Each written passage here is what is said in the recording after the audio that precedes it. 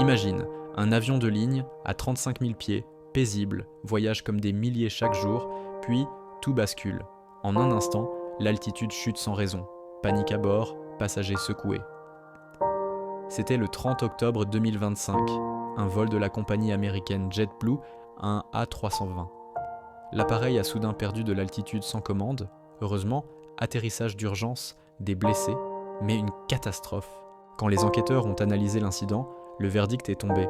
La cause n'est ni le pilote, ni une erreur humaine, mais un ennemi invisible. Un bug dans le système de commande de vol, rendu vulnérable par une radiation solaire intense. Oui, le soleil. Les orages solaires. Des particules capables de corroder les données d'un ordinateur de bord et de faire perdre les commandes de l'avion. Résultat, un appel d'alerte planétaire.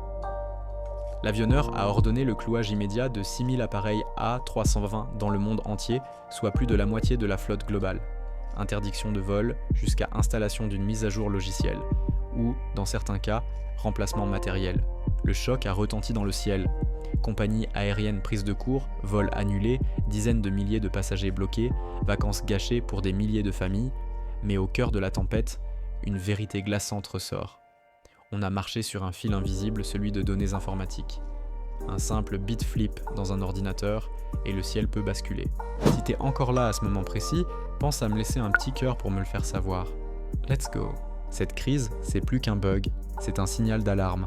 Peut-on vraiment faire confiance à des avions contrôlés par des logiciels vulnérables aux caprices du cosmos? Et si la prochaine tempête solaire tombait sur un vol au-dessus de l'océan, sans possibilité d'atterrissage?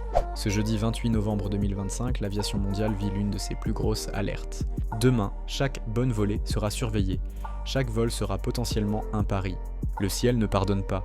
Et nous, voyageurs du monde, on doit garder les yeux ouverts. Et si tu veux continuer à vivre l'actualité autrement, tu sais déjà où nous trouver.